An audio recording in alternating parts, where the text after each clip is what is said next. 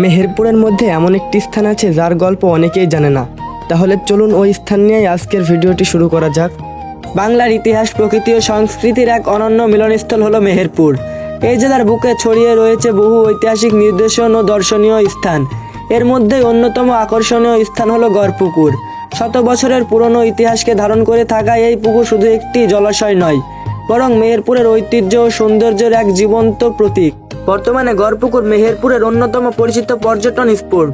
জেলার বিভিন্ন প্রান্ত থেকে মানুষ এখানে আসে একটু সময় কাটাতে। বিশেষ করে গরমের আবহাওয়ায় এখানে দর্শনার্থীদের ভিড় বেড়ে যায়।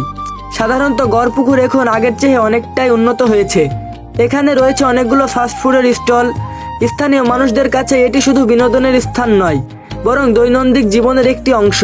বিকেলের সময় পরিবার পরিজন নিয়ে ঘুরতে আসা, বন্ধুদের আড্ডা কিংবা একটু ব্যস্ত মুহূর্ত কাটানোর জন্য গড়পুকুর একটি আদর্শ স্থান। মেহেরপুরে ভ্রমণে আসলে গড়পুকুর অবশ্যই আপনার ভ্রমণ তালিকায় থাকা উচিত। আজকের ভিডিওটি এই পর্যন্তই। দেখা হবে অন্য কোনো ভিডিওতে। আল্লাহ হাফেজ।